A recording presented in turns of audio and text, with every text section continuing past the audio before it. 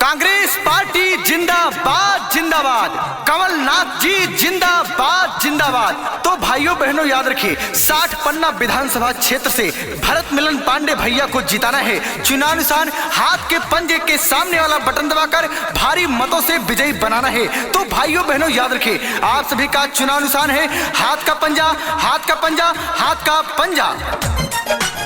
डरते नहीं है, पिछड़ते नहीं है, हक से लड़ जाते हैं। डरते नहीं है, पिछड़ते नहीं है, हक से लड़ जाते हैं। हमारे भरत मिलन भैया जनता के लिए लड़ जाते हैं। हमारे भरत मिलन भैया जनता के लिए लड़ जाते हैं। डरते नहीं है, पिछड़ते नहीं है, हक से लड़ जाते हैं। डरते नहीं है, पिछड़ते नहीं है, हक से लड़ जाते हैं। हमारे भरत मिलन भैया जनता के लिए लड़ जाते हैं। हमारे भरत मिलन भैया जनता के लिए लड़ जाते हैं। भाइयों बहनों याद रखिए, 60 पन्ना विधानसभा क्षेत्र से भरत मिलन पांडे भैया को जिताना है। चुनाव निशान हाथ के पंजे के सामने वाला बटन दबाकर भारी मतों से विजयी बनाना है। तो भाइयों बहनों याद रखिए, आप सभी का चुनाव निशान है हाथ का पंजा, हाथ का पंजा, हाथ का पंजा। सत्य नहीं छोड़ेंगे, दिलों को दिल से जोड़ेंगे। सत्ता का घमंड जिनको, उनका वहम तोड़ेंगे।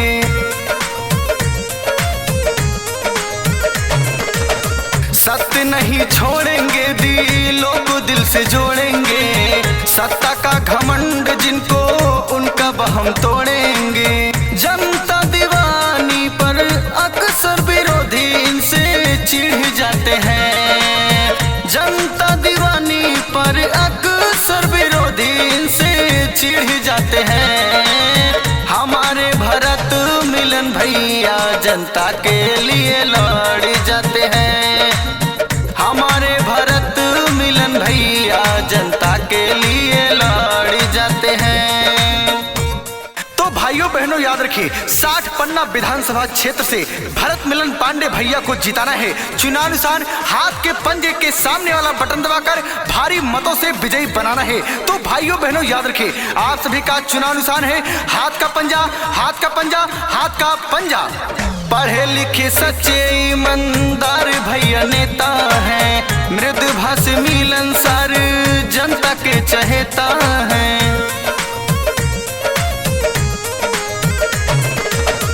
पढ़े लिखे सच्चे ईमानदार भैया नेता है। मृदुभाष मिलनसार जनता के चहेता है। गरीब दुखियों के जाके भैया गले मिल जाते हैं। हो गरीब दुखियों के जाके गले भैया उनसे मिल जाते हैं। हमारे भरत मिलन भैया जनता के लिए लड़ जाते हैं।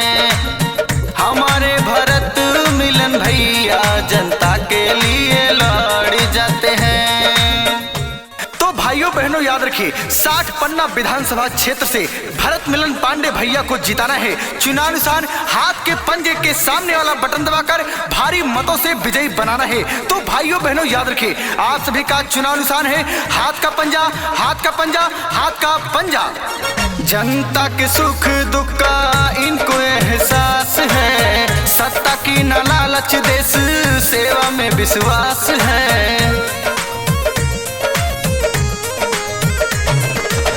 जनता के सुख दुख का इनको एहसास है। सत्ता की न लालच, देश सेवा में विश्वास है। जहाँ भी जाते लोग दिल से है मिलते चेहरे खिल जाते हैं। हो जहाँ भी जाते लोग दिल से है मिलते चेहरे खिल जाते हैं। हमारे भरत मिलन भैया जनता के लिए लड़ जाते हैं। हमारे भरत मिलन भैया जनता के लिए लड़ जाते हैं। डरते नहीं है, पिछड़ते नहीं है, हक से लड़ जाते हैं।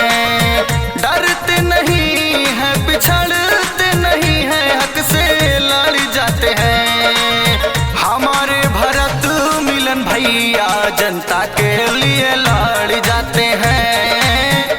हमारे भरत मिलन भैया जनता के लिए